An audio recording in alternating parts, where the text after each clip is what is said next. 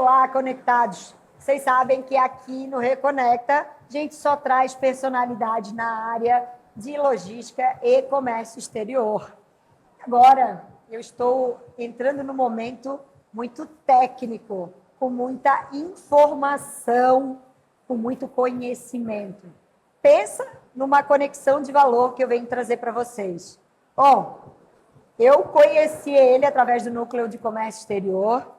Ele esteve conosco nos últimos anos na Global Trade Summit e agora está aqui no stand do Reconecta, na Intermodal, para a gente falar sobre um tripé muito importante dos processos de importação, que é falar sobre valoração, certificado de origem, classificação fiscal. Bom, estou falando desta grande personalidade da área de comércio exterior, que é o engenheiro Raia. Bem-vindo. Obrigado, eu que agradeço, Renata. Obrigado por participar agora, né, principalmente aqui em São Paulo, que é onde eu nasci, vocês estando sempre na Intermodal. É um prazer enorme estar aqui nesse evento e poder contribuir com vocês para a gente fazer um belo bate-papo sobre comércio exterior, sobre avaliação, sobre a perícia, sobre classificação. Então, eu vou começar te perguntando aí sobre a Raia Consultoria, né?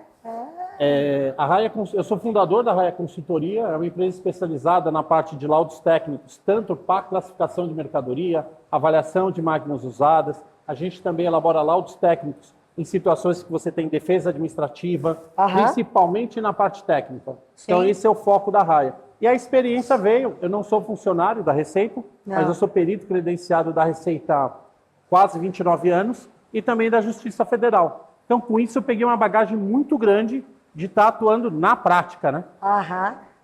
E aí eu ia questionar a respeito disso, né? Sobre um pouco da história, né? Da história desse profissional que, para nós, eu tiro que é uma grande referência, né? A gente sempre conversa quando precisa de alguma informação mais precisa. Não, vamos conversar com o Raia para ver se ele pode nos auxiliar. O início, praticamente, depois de um tempo que eu já tinha trabalhado, eu fiz o técnico em eletrônica, muito novo, então 14, 15 anos que eu iniciei minha atividade na área técnica, fiz estágios para algumas empresas, a primeira engenharia foi engenharia elétrica, depois de um tempo atuando no mercado, eu me credenciei na Receita Federal, então vou entregar a idade, 1997, e eu praticamente, se você falar assim, Raia, quanto tempo você está na área? O mesmo tempo que o Siscomex. Porque eu entrei, quando eu não presenciei a DI papel. Eu só ouvi falar, que no Zeca Pagodinho fala lá, eu só ouvi falar da DI papel. Aí eu já entrei como perito credenciado. Sim. Trabalhando como perito credenciado, a gente vivencia muito as dúvidas das empresas, a classificação de mercadoria, situações de ex-tarifário, que a empresa não faz uma análise prévia. A empresa coloca no ex-tarifário, importa, e aí vem o problema. Às vezes o ex-tarifário não condiz efetivamente com o que você tem ali, a análise a ser feita tecnicamente. Aí eu fundei a Raia Consult, e de lá para cá fui me especializando e tudo, e assim, fiz vários cursos de classificação, que é o meu foco principal no Brasil. Sim. Quando eu já tinha feito tudo aqui, eu fui para a Organização Mundial das Aduanas. Sim. E aí eu fiz vários treinamentos lá. Nesse meio tempo, em termos de vivência, né? O que acabou acontecendo? Eu já tinha feito alguns cursos aqui de avaliação de máquinas, porque antigamente tinha um boom muito grande quando você importava a máquina, para você ter o laudo. Aí eu fiz uma especialização no exterior, e eu fui o primeiro avaliador sênior para estar vinculado a essa empresa, que é a American Society Appraisal. Não é uma empresa, mas assim, é uma associação, e aí eu consegui ser o avaliador sênior, o título de avaliador sênior, e foi muito legal, porque com isso eu tive até a oportunidade de fazer uma palestra em Sydney.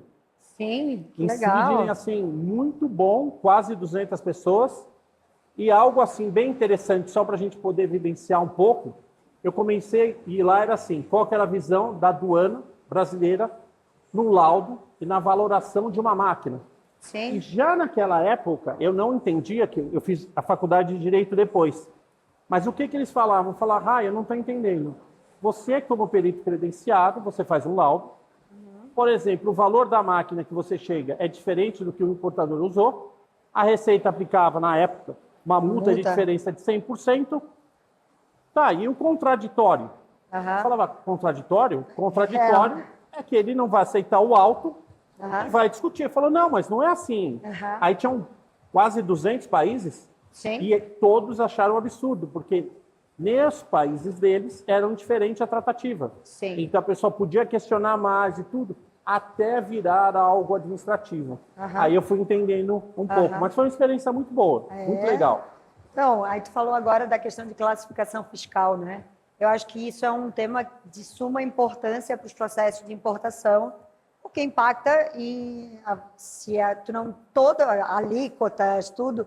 Então, isso eu tenho visto muitos clientes, a gente conversa muito com as divas, essa dificuldade que elas têm, principalmente quando um cliente está iniciando o seu processo de importação. Então, fazer essa classificação, a descrição da mercadoria, agora principalmente com o catálogo de produto, tudo, essa questão da classificação fiscal, ela é impactante em todo o processo. Em todo o processo, e aí até para quem talvez não está muito no conhecimento da classificação, é praticamente em toda a cadeia. Porque a partir do surgimento do produto que ele é fabricado, você tem uma classificação. Quando você comercializa, você tem a classificação. Quando você importa, exporta, você tem a classificação. No âmbito geral, você tem um sistema harmonizado, são 6 dígitos da classificação. E isso quem dita as regras é a Organização Mundial das Aduanas. E o que acontece? Você tem os países membros, você tem os 6 dígitos. Depois você vem para o Brasil, ela vira uma TEC, que é a Tarifa Externa Comum, Mercosul.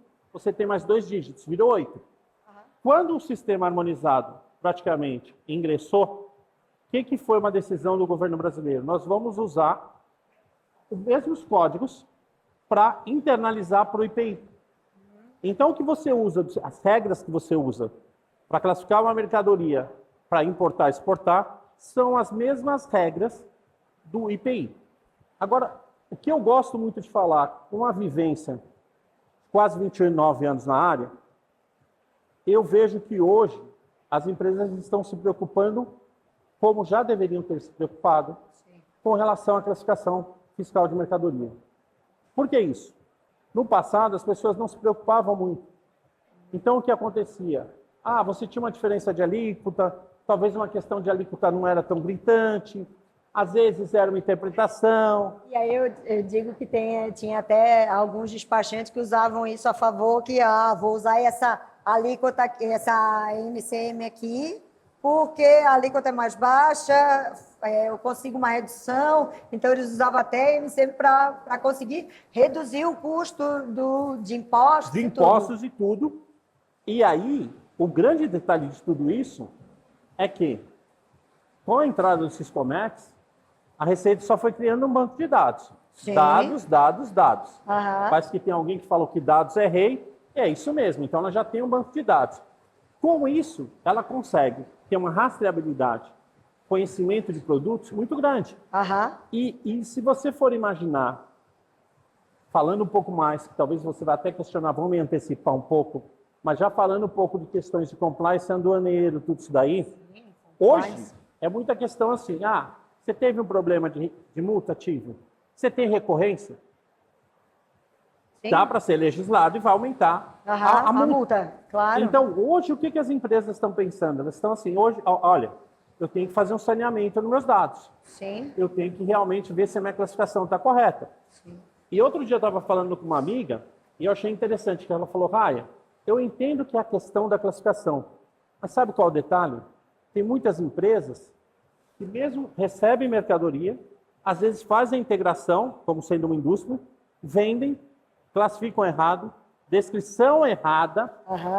Então, agora, com o novo processo de importação, não tem mais, o catálogo de produtos está aí, e aí essa rastreabilidade, multa e tudo vai aumentar. E vai aumentar pelo seguinte, eu fiz um curso lá com o Thiago Barbosa muito tempo atrás. Nós vamos estar com o Thiago aqui Vai estar também. com o Thiago aqui? Excelente, você pode até perguntar isso para ele. Quando ele estava falando do catálogo do produto, eu falei, vai ser feito o catálogo do produto, então vamos supor, eu tenho a versão 00 do meu produto. E eu classifiquei uma determinada classificação. Então vamos supor, vou te falar como poderia ser antigamente. Se eu tinha um equipamento chamado Hub, ele tinha uma redução do imposto de importação. O Switch não tinha. Então, vamos supor que eu chegasse à conclusão, falasse assim, olha, sabe, o meu switch, eu posso transformar ele num hub. Hipoteticamente, gente, hipoteticamente. Então, o que você poderia? Você fez primeiro a versão de switch, fez o teu produto, falou, eu vou pagar o imposto. Sabe, esse mesmo produto, eu consigo mudar uma configuração e vou deixar ele como hub. Com o mesmo nome. Vamos dizer que colocou o mesmo nome. Perfeito. Só que se você fizer a transição para a versão 2, a versão 1 não apaga. Fica ali como um histórico. Está no histórico e você tem a rastreabilidade. Sim. Então, hoje o que as empresas têm que se preocupar é muito na classificação da mercadoria. E eu até comentei, que ontem eu fiz um podcast também com outras empresas, e o que foi comentado, que eu comentei, você não é só você classificar, é você fundamentar, ter praticamente a rastreabilidade do catálogo, não só no sistema da Receita, mas numa pasta organizada, e a fundamentação da classificação, porque muita empresa esquece. Quando o fiscal for te questionar, se você tiver que ter argumentos, você tem que ter praticamente toda a questão fundamentada da classificação. Sim. Não tem como. E aí tu tens que ter a base para que até para o próprio fiscal, porque é uma das coisas que eu percebo é que isso melhorou bastante, mas os fiscais, eles não têm o conhecimento de algum produto e aí é onde a raia entra, né? Porque o fiscal não tem como ter propriedade das informações da mercadoria do cliente. Aí o que acontece atualmente? Nesse caso, quando eu estou atuando como perito da Receita. Sim. Como credenciado na Receita. O auditor fiscal, quando chega uma máquina ou alguma mercadoria que ele não tem conhecimento técnico, sim, e ele precisa se valer do conhecimento técnico, é nomeado um perito. Então, como que é a sistemática? O fiscal faz o que a gente chama de solicitação de assistência técnica, faz vários quesitos, aí o perito faz a vistoria na mercadoria, sim, faz a coleta de dados, de informação, catálogo e emite um laudo. Quando é emitido esse laudo, o perito não pode comentar nada de classificação de mercadoria, é terminantemente proibido. Sim. Ele responde tecnicamente, porque quem vai classificar a mercadoria é o auditor fiscal que solicitou o laudo. Sim. Ele analisa, vê as informações e o fiscal concorda ou não com a classificação que está na declaração de importação. Vamos um pouquinho mais adiante, o quanto essa questão da classificação fiscal impacta, porque a gente tem agora a questão de facilitação do comércio, então o compliance aduaneiro, né? Então isso é uma consequência, né? Uma grande cadeia, né? Então, para falar um pouco dessa questão do compliance aduaneiro, que eu acho que começa com tu fazer uma boa classificação para que tu possa dar andamento dentro do processo. O que nós pensávamos, o que a gente estava falando, chegou a mercadoria, vamos classificar de qualquer jeito, vamos mandar embora, hoje não funciona mais assim. Não tem como. Não que antigamente funcionasse. Acho que antigamente não tinha tanta rastreabilidade no sentido da Receita. Sim, agora... E com catálogo de produto e do INPE... todo esse gerenciamento de risco que vai ter, que tem, já tá rodando, né? No novo processo de importação, então... Se você for perceber, o que acontece? Pensando um pouco no passado. Passado, como que acontecia? Praticamente o fiscal fazia a leitura da declaração de importação, ele tinha uma dúvida da cabeça dele, do jeito dele, da experiência dele. Sim. E aí ele comentava, olha, eu preciso de um perito. Hoje, com o gerenciamento de risco, praticamente eu digo que é um tiro certeiro. É um sniper. Porque normalmente o laudo é solicitado quando normalmente tem uma fratura exposta. Dos últimos laudos que eu fiz, acho que eu fiz 4 ou 5 laudos. Até agora, 4 estavam errados. 4, assim, não é que o laudo estava errado.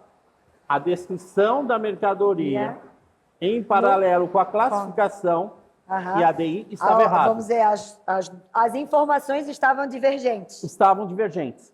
No sentido, teve um caso de um equipamento que a pessoa importou, e assim, uma loucura, porque eu nunca tinha visto isso na minha vida. Era um gabinete, e aí teoricamente, teria o Expo gabinete, mas já achei estranho porque teria fabricação nacional.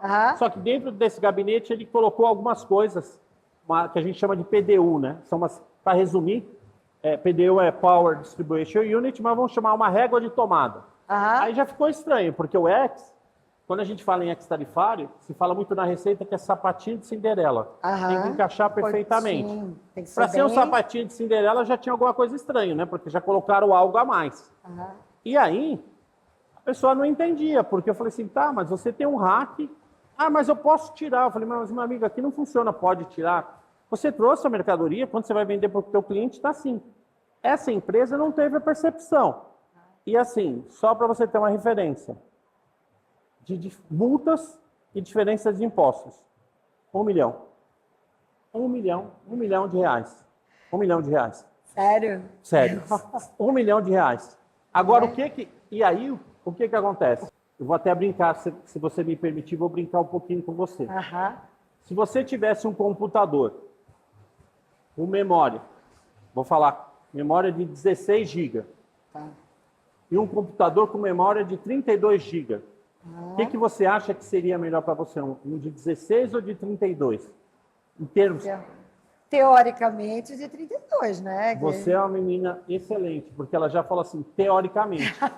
Ela já pensou no comércio exterior. Olha que menina inteligente. Ela já pensou no comércio exterior. Porque a maior parte do pessoal, quando eu faço pergunta, o pessoal fala assim, Raia, ou de 32.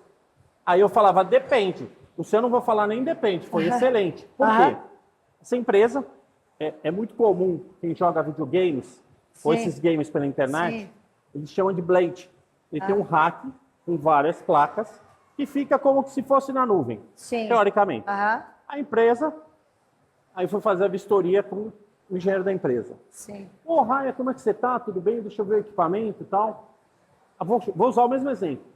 Falei, como que é a memória? Ele falou, cara, você não acredita. Raia, nem vou te contar. O importador, a gente comprou equipamento com 16 de memória. Hipoteticamente, tá, gente? Que eu nem lembro quanto era a memória. 16 de memória. Mas aí, você sabe, né? Vai aumentando a memória, não tem tudo. Ele mandou de 32 pra gente. Falei, ele mandou de 32? Falei, então vamos olhar, vamos fotografar, ver tudo isso daí direitinho. Resumidamente, o ex-tarifário era para uma memória de 16. Só que ele trouxe 32. E literalmente, tá errado, uma multa de 500 mil. Então, o que ele achava que poderia ser um diferencial, não foi. Isso que são alguns pontos, voltando ao gancho que você fala do compliance aduaneiro, o que as empresas têm que verificar hoje é ela ter toda uma estrutura, ter checklist, capacitar as pessoas com treinamento. Eu acho que um ponto vital, eu até falei no Global Summit, uns 2 anos atrás, é assim, vocês têm uma ferramenta muito grande, que é a OEA, e o OEA tem muitas informações de conformidade que você tem que fazer. Estava vendo outro dia, até revisitando esse assunto, lá ele te fala, você vai classificar? Qual foi a regra que você usou? Qual foi o procedimento adotado? Como está a tua equipe? Como é que está o treinamento? Então hoje não tem ninguém de chegar e falar assim, não, caiu uma carga aqui, vamos desembarcar. Assim você fala, ok, mas você está preparado se tiver multa? E hoje a multa fica no sistema. E aí aumenta o índice, né, o percentual. Aumenta o percentual. Eu vejo um ponto muito interessante quando a gente pensa no despachante aduaneiro. E assim, eu acompanhei a evolução. Então assim, primeira, que assim, eu estranhei muito quando saí do ambiente de fábrica e fui trabalhar, eu falo trabalhar, mas perito credenciado, tá? Não é CLT nem nada. Porque quando eu chegava e falava assim, qual que é eu preciso fazer uma reunião na alfândega. Mesmo com despachante e tudo, qual que é o primeiro horário? 10 horas. Eu falava, gente, 10 horas? E assim, talvez vocês não conheçam, mas antigamente, por quê? Questão de 15, 20 anos atrás, quando eu visitei a primeira vez uma sala de despachante, eu olhei e falei assim, não estou entendendo. Pessoal jogando dominó, pessoal assistindo, que seria Netflix, mas não tinha, televisão, eu que vim, eu falava, isso é um absurdo. Aí, eu tive a oportunidade de conviver um pouquinho mais com eles. Gente, só jogando dominó. Eles chegavam 8 horas da manhã, ou às vezes 9, ia ser atendidos 3 horas da tarde. Eles ficavam o dia inteiro esperando o fiscal, não estou criticando a Receita, mas só para vocês saberem como era, esperando o fiscal para poder fazer a conferência. Sim. E hoje teve uma mudança muito significativa, porque a gente não tem mais salas de armazém nos armazéns alfandegários, né? Os armazéns da Receita. Hoje, o sistema, então você tem que pensar na evolução. Porque quando entrou praticamente o Siscomex, o que você tinha? Que é algo assim, desculpa, gente, mas já era ridículo para mim. Você tinha que imprimir a DI, mandar a DI para o armazém, porque o fiscal não olhava direto no sistema, era... Contando toda essa história, eu vejo hoje o despachante como um consultor, um advisor. Eu não entendo que... E cada vez mais ele vai ter que ser especialista, porque o sistema está fazendo tudo que é repetitivo. O que acontece? Eu acho que a gente teve uma transição de tecnologia grande em pouco tempo, e o despachante vai ser a pessoa para fazer a interface realmente. Por exemplo, olha, eu tenho a seguinte situação, eu preciso importar uma mercadoria, eu tenho dúvida do meu mercado, talvez eu tenha que importar, mas eu não sei se eu vou conseguir vender rápido. Então o despachante pode falar assim, olha, talvez a solução para você é um entreposto aduaneiro. Sim, fazer um entreposto. Vamos fazer um entreposto? Aí, e o que é entreposto? O entreposto assim. Como funciona o entreposto? O entreposto, você vai poder trazer a mercadoria ainda está no nome do exportador, sim, você vai pagar o tributo dessa forma. Então, eu vejo o despachante como sendo a pessoa que vai fazer o contato da legislação. Em hipótese alguma, eu não estou falando assim da questão do um advogado do direito aduaneiro. Não, eu estou falando do profissional de comércio exterior, do despachante, que ele sabe o que acontece, ele sabe da legislação. Ele vai ser essa pessoa. O despachante de antigamente, que era aquele despachante que efetivamente levava o documento só para a alfândega e não estudou, não se aperfeiçoou, infelizmente, eu acho que o mercado vai ficar sendo bem restritivo para ele. Hoje eu conheço vários que fazem essa mão de obra, eu digo que é uma mão de obra operacional. Tá. Ele vai lá, entrega, acompanha a vistoria, faz toda essa parte, vamos dizer, que é um pouco mais, vamos dizer, bruta do processo, tá? E o despachante, efetivamente, está dentro do escritório, ele está se atualizando, ele tem que, não é que ele está, ele precisa estar atualizado. Sim. Com todo. A gente fez vários treinamentos do novo processo de importação no ano passado, e agora, quando chegaram e cortaram, tinha um monte de gente desesperada. Um monte de gente desesperada nos grupos. Me ajuda, como é que eu faço? Essa questão do catálogo de produto, meu importador não fez a descrição, como é que é? Ele só me mandou... Tem cliente, importador, que o pessoal despachante, conversando com eles, a gente percebeu um pouco da preocupação deles, porque o próprio importador não tem a noção do quanto o novo processo de importação ele é importante e que tem todos esses desafios, gerenciamento de risco, tudo dentro da mesma plataforma. Sim. A entrada de todos os anuentes em apenas, esse nome, né, portal único, em apenas um portal, porque antes era tudo separado, né? Fazia tudo separadamente. Agora não, está tudo num sistema só. E aí o importador mandava o catálogo que ele vendia. Isso daqui é para vocês fazerem o catálogo de produtos. E aí começa a descrever mercadoria por mercadoria. E aí muitas vezes é diferente do que é a parte da classificação aduaneira, que não foi. Aí eu assim, nossa. Não, eu diria que é uma transformação de paradigma. As empresas vão ter que estar preparadas. E eu acho que é a palavra prioridade hoje das empresas. Sim. Adaptabilidade. As empresas elas têm que se adaptar a esse novo momento de mercado, tá? Que aí é um tema que a gente vai... Gente, já estamos aqui... a gente vai conversando... É um tema que a gente vai falar agora sobre questão de visão de futuro, oportunidade, desafios. E eu penso que esse é o maior desafio que as empresas estão tendo hoje, mercadologicamente. se adaptar a esse novo momento do mercado? Eu vejo muito assim, acho que só teve uma empresa que se preparou muito antes, mas possivelmente porque essa empresa... Vou retomar um pouquinho. Vou comentar uma parte de 2 clientes meus e depois eu vou entrar nessa parte de visão. Normalmente, às vezes, os clientes que chegam até a Raia Consult é cliente que já teve problema de alta infração. E já teve clientes que o que acontece? Por quê? Porque eles têm uma alta infração e eles não entendem a dinâmica que eles podem fazer antes para não ter o alta infração. Sim. E muitas empresas que eu fico me questionando como você tem uma empresa muito grande, várias pessoas, você tem alguém de comércio exterior e você não tem essa noção. Eu não posso falar, mas a gente fez um evento ontem na XP e aí tinha uma cliente, está se tornando cliente, que eu já o conhecia. Ela falou, Raia, eu cheguei nessa empresa já no finalzinho. A empresa simplesmente decidiu assim, nós vamos importar, nós vamos criar um sistema. Ela simplesmente mandou tudo dos Estados Unidos, tudo para o Brasil. E estava errado. Sim. Esse eles pagaram um pouquinho menos, foi 450 mil de multa. Tudo errado. E ela falou assim, e eles não se preocuparam. Então ela falou assim, eles não entendem que Mercosul, Brasil, Argentina, todo mundo, é diferente. Não dá para você pensar. Ela falou, e o americano não entende isso. E aí, eu penso assim, quando você pensa numa empresa multinacional, apesar da gente estar falando portal único, que lá fora é o single window, todo mundo sabe da questão do single window, mas eles acham uma exigência muito grande, porque para o Brasil, por mais que falar, não, é conta de cafezinho, é muito importante essas questões de impostos, sim, porque senão não ficava tanto no pé, resumidamente. Sim. Agora, o que acontece quando você pega uma estratégia dessa? Às vezes a empresa nunca deu atenção para isso.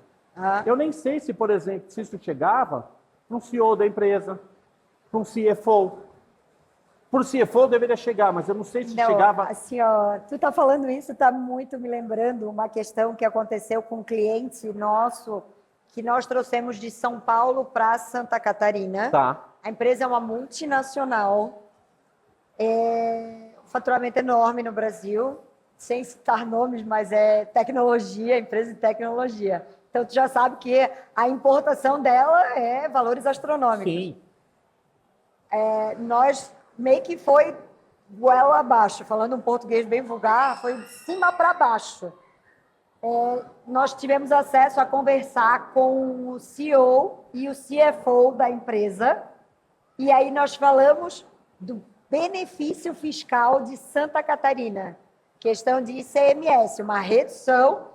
E o benefício fiscal de Santa Catarina já iniciou em 2006. Isso foi em 2022. Quando a gente teve acesso a esse CEO, a esse CFO, a gente começou a conversar e falar a respeito do benefício fiscal de Santa Catarina, ele começou a fazer cálculos com o pessoal dele de controladoria de redução de custos dentro da empresa. E a empresa era uma multinacional, e aí, quando ele começou a fazer cálculos, e era uma redução astronômica de ICMS saindo da unidade deles em São Paulo, que não utilizava benefício nenhum, para ir para se instalar em Santa Catarina. E ele se instalou em 6 meses, ele mandou toda uma equipe para Santa Catarina por causa do benefício fiscal. O quanto isso reduzia, por quê? Porque veio lá da matriz, lá fora, que eles tinham que reduzir custo. Primeira coisa que eles pensaram, vou demitir. Não era questão de demissão. Tu tens outras opções que tu pode trabalhar processualmente, que tu não tens que desligar. Ilegalmente. Tu tem como apresentar de solução dentro da tua empresa. Então, trabalhar e conhecer esse pilar de classificação, esse pilar de uma solução tributária diferenciada dentro das empresas, é extremamente importante tu ter conhecimento de uma consultoria técnica especializada para fazer e gerar esse suporte para a empresa. Perfeito, porque assim, o que eu acho que acontece é que às vezes o CFO, o CEO, estão muito afastados da operação, eles só conhecem a operação padrão, para não falar outra coisa, sim, só a operação padrão, E aí o que acaba acontecendo? Talvez a pessoa que está ali como head, talvez não tenha o conhecimento, e é uma situação que talvez você tenha, que é assim, quando vai chegar para o despachante, já chegou e quase que embarcando. Só para você ter ideia, eu estava falando com um amigo agora há poucos instantes. Falei, e aí, como é que você está? Eu falei, olha, se você precisar laudo de avaliação de máquina e tudo e tal. Aí falou, Raya, você não acredita. O pessoal estava importando uma máquina da Itália. Aí a menina falou para mim que era usada. Eu falei, tira aí da onde, você não pode, tem que fazer ele ir primeiro. Ou seja, não, coloca lá no container e manda. Então, assim, se você tem tudo, um cheque, que eu acho que isso é oportunidade, é o que a gente vai desenvolver também. De você ter treinamentos, você ensinar como as pessoas têm que fazer, você se preparar, você fazer um projeto antecipado. Eu tive eu vistoriei uma importação de uma empresa, como automobilísticas tem duas, e eu já trabalhei, a Raya já trabalhou para as duas, eu vou deixar para vocês pensarem, é uma japonesa. Assim, o nível deles de detalhe, eu nunca vi na minha vida até hoje. Nunca vi. Eles têm um container, no container ele tem desenho, mapa, a gente chama de a planta do container com as caixas. Sim. Aí você fala para ele, essa caixa aqui, 39, você pega a menor caixa, o que tem aqui? Aí ele vai no book dele e mostra as fotos. Aí você fala assim, tá, acho que na época havia uns 20 containers. Tá bom, eu quero abrir container tal, container tal, container tal. Aí você abre, bate 30%. Tudo direitinho. A pessoa, ele vem com o engenheiro te explica tudo direitinho. Então, assim, dependendo da operação que você está fazendo, você vai ter que ter pessoas preparadas. Porque, principalmente, se aquilo lá for o seu regra Pareto, 80-20, for o seu principal, a curva A do teu negócio. E aí você tem que pensar o quê? Numa redução. Só que como você vai começar com a redução? Com planejamento. Agora, o que acaba acontecendo?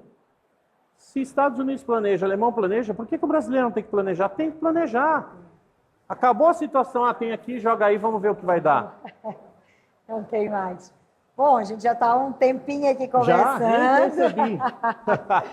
Então, Raya, o ConnectCast, ele é muito para conectar as pessoas. Então, um dos nossos focos aqui, nós temos um bloco que se chama Conecta. Vamos lá. E aí, esse bloco, a gente pede para que a pessoa se apresente. Tá. Quem é o Roberto Raya? Tá. Então, assim, não é engenheiro, a gente já sabe, as informações estão no LinkedIn, tá? Mas quem é o Raya? Tá, o Raya eu adorei eletrônica, comecei eletrônica pelo meu pai. Meu pai já trabalhava com eletrônica, meu pai era zelador de um prédio. E aí, quando criança, eu sempre fuçava e ele ia me ensinando. Eu perdi meu pai, que na época, com uns 12 anos. Teve toda uma transição, porque a gente morava num bairro melhor, foi lá para o fundão da Zona Leste. Impactante, né, para qualquer criança, família, tudo e tal. E aí eu comecei a gostar muito de eletrônica. Aí eu fui para a escola técnica, já estudando à noite. Fiz o colegial técnico, fiz estágio, trabalhei de office boy, como todo mundo, como a vida de todo bom brasileiro. Aí depois eu fui para engenharia elétrica, aí eu fiz a primeira engenharia elétrica. Sou casado, tenho com a Patrícia, tenho 2 filhas, uma filha Maitê, do primeiro casamento, já está com 32 anos, está na área, mas na área do OEA. Tenho uma filha, Giovana, OEA é um tema bem importante, hein? Vamos conversar. E o legal é que às vezes ela fala assim, não legal, né? Porque eu tenho um método, eu acho que toda a minha filha fica traumatizada. Porque para estudar, que nem a Maitê vinha, papai, ou mesmo agora, quando eu estava falando, não, vai estudar tal coisa. E eu não falo, eu não falo. A maior agora vem, eu tenho uma dúvida de física, você tem que estudar os pilares. Vai lá estudar os pilares, depois eu explico. Que é a forma que eu aprendi, a forma que eu ensinei os estagiários. Não adianta a pessoa vir te perguntar. É o que o pessoal fala do método socrático. Sim. Você tem que ir lá, ensinar, explicar. Adoro classificação de mercadoria, adoro viajar, gosto de um bom vinho, gosto de um bom vinho. Pretendo, ainda não sei, adoro Floripa, gostaria de mudar para Floripa. Vai se mudar para Ou Itajaí também, que é maravilhoso Itajaí. O que mais? Minha mãe ainda é viva, tem 85 anos, tenho mais 2 irmãos. Acho que assim, esse é o geral. Então, olha só, Para vocês conhecerem, né? Eu acho que é muito importante, muitas vezes, muito além do CNPJ, Sim. é conhecer as pessoas que fazem o negócio acontecer. Sim. E principalmente é muito legal tu contar essa história de que tu veio como um estagiário, teve toda essa trajetória, porque muitas vezes eles nos veem hoje nos eventos, nos veem em momentos que a gente está em destaque, mas não conhece toda a nossa trajetória até chegar lá. E só para mim, poder falar um pouco, para você ter ideia. Eu tenho um trauma. Eu não ando com moeda. Moeda, sabe moedinha? Uhum. Eu não ando com moeda. Não? Quando chegava a moeda, eu dava para minha filha, hoje quase não se usa. Mas eu tive uma situação na minha vida que eu estava no técnico, e assim, eu trabalhava de office boy, sei lá, almoçava. Naquela época as empresas não eram obrigadas a pagar o almoço, então comia lá a marmita. Aí eu ia para a escola 7 horas, saía de lá 11 horas. Sim. E aí o que teve um caso assim, teve uma situação que eu estava com um amigo, eu falei, cara, você tem umas moedinhas aí para me emprestar? Ele falou, mas por quê? Eu falei, eu quero comprar um pãozinho, que eu estou com fome. Eu peguei moeda emprestada para comprar um pão, para poder me alimentar. E aí depois desse amigo eu fiz amizade, olha a loucura, eu fiz amizade, era muito comum, ele trabalhava na Vilares, era uma empresa maior, tinha indústria, e eles, mesmo estagiários, eles tinham para mim que não tinha nada, tinha uma regalia. Então à tarde eles serviam lanche.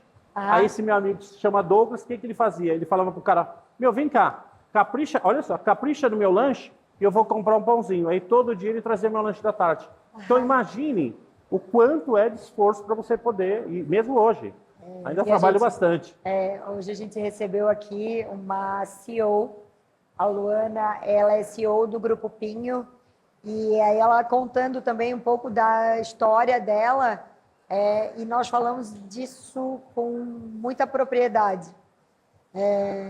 A gente trabalha muito para poder chegar ao nível de dizer, aconteceu isso, a gente chegar a ir palestrar ou chegar a estar participando de eventos e ser referência desses eventos, porque a gente buscou conhecimento, conexões de valor, desenvolvimento pessoal e profissional, né?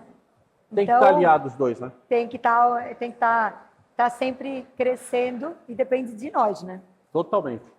Raia, obrigada pela oportunidade. Eu que agradeço. Aí. Fico muito feliz. Eu quero te pedir para que tu deixe as tuas considerações aqui na nossa câmera, para que tu deixe teus contatos, para que o mercado te conheça um pouco mais e te acompanhe nas tuas redes sociais. Tá. Primeiro eu quero agradecer para você, Rê. Foi muito bom estar participando aqui. Já tá passou, na Intermodal. Tempo pra gente... Muito legal. Eu falo bastante. Depois ela dá um corte, tudo bem.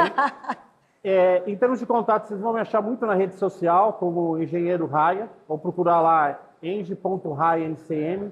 Tem também lá o meu LinkedIn, que vai estar como Engenheiro Raia. Tem o site da empresa, raiaconsult.com.br. Eu acho que é muito importante as pessoas participarem do evento. Hoje a gente tem podcast, tem muita informação que vocês têm que consumir. E um outro ponto, tem que estudar, gente. Nada vem de graça, tem que estudar, tem que se aperfeiçoar e tem que estar de lado das pessoas boas. Muito obrigado. Vocês viram? Nem o que falar, né? Pessoa espetacular. Bom, aqui a Rê conecta você às melhores oportunidades do mercado.